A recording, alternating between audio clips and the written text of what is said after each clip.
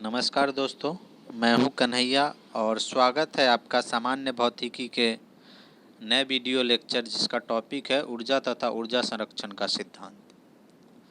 हम लोग भौतिकी की पढ़ाई कर रहे हैं और ये हमारा अगला चैप्टर है। हम लोग अभी पिछले वीडियो में कार्य के बारे में काफ़ी विस्तार से समझे थे और उसी का अगला टॉपिक है ऊर्जा तथा ऊर्जा संरक्षण का सिद्धांत। तो आइए देखते हैं। देखिए, कार्य और ऊर्जा समझिए एक दूसरे के से काफ़ी संबंध रखते हैं। यदि वस्तु में कार्य करने की क्षमता हो तो कहा जाता है कि वस्तु में ऊर्जा है। ठीक है। दूसरे शब्दों में किसी वस्तु के कार्य करने की क्षमता को ऊर्जा कहते हैं। तो जो कार्य है और किसी वस्तु के जो कार्य करने की क्षमता उसी को क्या कहते हैं? ऊर्जा कहते हैं। कोई भी काम अगर करना हो तो क्या है उसमें ऊर्जा।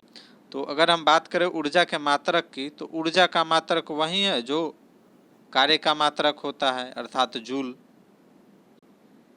दूसरी तरह कार्य अदिश राशि है तो ऊर्जा भी क्या होगा? अदिश राशि होगा। ओके। ऊर्जा के कुछ विभिन्न रूप हो सकते हैं। जैसे ऊर्जा बहुत तरह से ऊर्जा हो सकते हैं। ठीक है। जैसे विद्युत ऊर्जा है, रासायनिक ऊर्जा है, घर्षण ऊर्जा है, मांसपेशियों में ऊर्जा है। तो ऊर्जा के विभिन्न रूप हैं। हम एक आध दो रूप की यहाँ चर्चा करेंगे। जैसे मेन है गतिज ऊर्जा। गतिज ऊर्जा जो है कि किसी वस्तु के गति के कारण कार्य करने की क्षमता को गतिज ऊर्जा कहते हैं। कोई वस्तु है, अगर उसमें गति है, वो भी वेग से जा रहा है तो क्या होगा? कोई वस्तु अगर गतिशील है तो उसमें कार्य करने की क्षमता है। ठीक है। तो उस कार्य करने की क्षमता को क्या कहेंगे? गतिज ऊर्जा। क्योंकि किस चलते हैं? वो गतिज ऊर्जा के चलते हैं। ठीक है। तो गतिज ऊर्जा का जो सूत्र दिया जाता है वो होता है हाफ mv²। m क्या है? द्रव्यमान है। जैसे कोई वस्तु है, m द्रव्यमान की वस्तु है और ये v वेग से जा रही है तो इसका जो गतिज ऊर्जा क्या हो जाएगा? Half mv²। मात्रक आप जानते हैं जूल होगा। ठीक है। उदाहरण के तौर पे आप देख सकते हैं बंदूक से निकली गोली। बंदूक से निकली गोली में कार्य करने की क्षमता है और आप जानते हैं बंदूक से निकली गोली क्या कार्य करती है। खैर, उससे चलिए, बहती हवा है, ये भी क्या है? उसमें गति के कारण ऊर्जा है। उस ऊर्जा का उपयोग हम लोग पवन चक्की में करते हैं, पवन चक्की चलाते हैं। फिर पवन चक्की का बहुत सारा यूज हो सकता है, बिजली भी बना सकते हैं, पानी भी निकाल सकते हैं। तो ये क्या है? उस हवा के चलते जो ऊर्जा है वो किस कारण? हवा में गति के कारण। तो ये गतिज ऊर्जा हुआ। चलिए आगे बढ़ते हैं। स्थितिज ऊर्जा के बारे में बात करते हैं।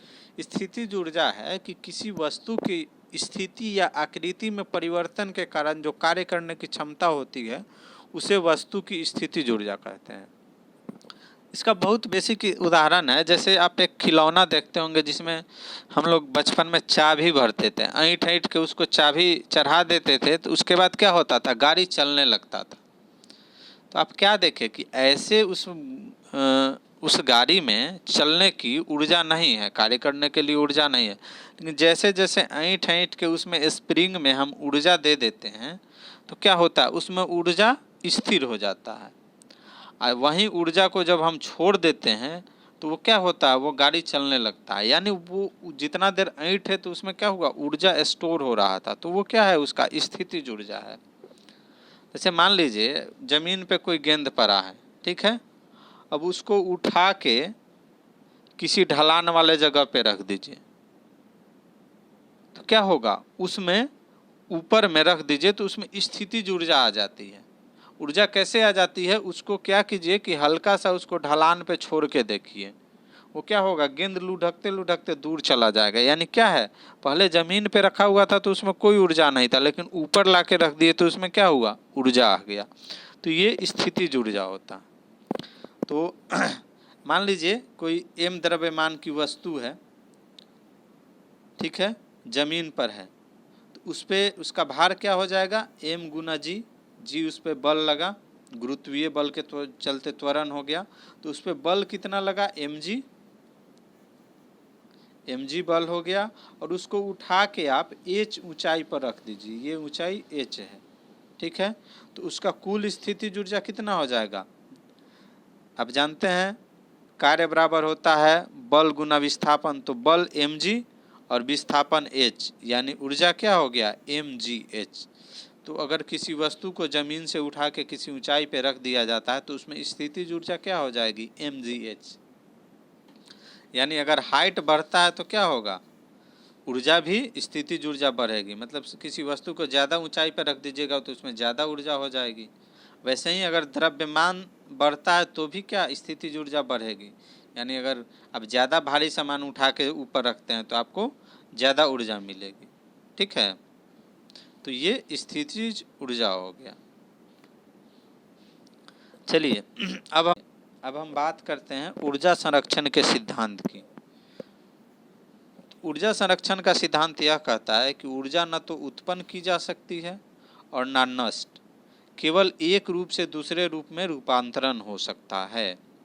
यानी हमारे पूरे ब्रह्मांड में जो ऊर्जा है वो फिक्स है, नियत है। हम उसको न बढ़ा सकते हैं न घटा सकते हैं। केवल क्या कर सकते हैं, एक रूप से दूसरे रूप में रूपांतरण कर सकते हैं। जैसे आप मान लीजिए आप खाना खाते हैं तो आपके शरीर में ऊर्जा आता है, तो क्या आपने उस ऊर्जा को बनाया? नहीं, वो ऊर्जा अन्न में था, बस आपने उस अन्न को पचा के अपने शरीर में उस ऊर्जा को कर लिया ताकि वो आपके शरीर में ऊर्जा आ गया। वैसे ही मान लीजिए ऊर्जा को सिर्फ हम बदल सकते हैं, उसको न उत्पन्न कर सकते हैं न नष्ट कर सकते हैं। जैसे देखिए बहुत सारे उदाहरण हैं हमारे ऊर्जा संरक्षण के। जैसे सेल बैटरी जो देखते हैं आप, बैटरी जो टॉर्च में लगाते हैं वो क्या करता है, उसमें रासायनिक ऊर्जा रहता है, वो विद्युत ऊर्जा में बदल देता है और उस विद्युत ऊर्जा से हम लोग बल्ब जलाते हैं टॉर्च का। वैसे ही मोटर है, मोटर जो होता है जैसे आप मोटर का बहुत यूज करते हैं, पानी निकालने के लिए भी मोटर का यूज़ करते हैं, या पंखा में मोटर लगा रहता है तो क्या करते हैं, उसको जब आप विद्युत ऊर्जा देते हैं तो वो क्या करता है, वो घूमने लगता है, यानी विद्युत ऊर्जा को क्या कर देता है, यांत्रिक ऊर्जा बना देता है। वैसे ही पवन चक्की है, पवन चक्की क्या करता है, जो पवन में हवा में गतिज ऊर्जा रहता है वो पंखी के सहारे नचाता है, तो वो यांत्रिक ऊर्जा रहता है। तो पवन ऊर्जा को क्या कर देता है, यांत्रिक ऊर्जा में बदलता है और फिर उसको यांत्रिक ऊर्जा को आप चाहें तो विद्युत ऊर्जा में बदल सकते हैं। वैसे ही विद्युत जनरेटर होता है। विद्युत जनरेटर क्या होता है, अब देखते हैं डीजल वाला मशीन रहता है जो हम लोग जनरेटर यूज करते हैं, उसको आप स्टार्ट करते हैं तो क्या होता है, डीजल डालते हैं तो रासायनिक ऊर्जा रहता है डीजल। वो रासायनिक ऊर्जा डीजल से क्या होता है, मोटर चलता है तो यांत्रिक ऊर्जा बनता है। उस यांत्रिक ऊर्जा से क्या बनता है, फिर हमारा बनता है इलेक्ट्रिसिटी, विद्युत ऊर्जा, तो जिससे हम लोग शादी विवाह में लाइट बल्ब जलाते हैं। तो ये सब ऊर्जा परिवर्तन के उदाहरण है। जैसे आप मोमबत्ती को देख सकते हैं, मोमबत्ती में रासायनिक ऊर्जा रहता है मोम में, और वो धीरे धीरे जल जल के क्या प्रकाश और ऊष्मा ऊर्जा देता है। वैसे ही पंखा है, जो बिजली का पंखा है वो क्या करता है, विद्युत ऊर्जा देते हैं तो वो उसको घूमने लगता है, यानी यांत्रिक ऊर्जा में बदल देता है। बल्ब है, बल्ब को क्या विद्युत ऊर्जा देते हैं तो हमको बदले में प्रकाश देता है। तो आप क्या देख रहे हैं कि ऊर्जा को कोई नष्ट नहीं करता है, ना कोई उत्पन्न करता है, वो ब्रह्मांड में नियत है। बस हम लोग क्या करते हैं, उसको एक रूप से दूसरे रूप में बस परिवर्तन करते हैं। तो आशा है ऊर्जा विषय पर ये लेक्चर आपको समझ आया होगा, और किसी तरह का अगर कोई कन्फ्यूजन हो तो आप हमको कमेंट कर सकते हैं। मैं ज़रूर उस कन्फ्यूजन को दूर करने का प्रयास करूंगा। धन्यवाद।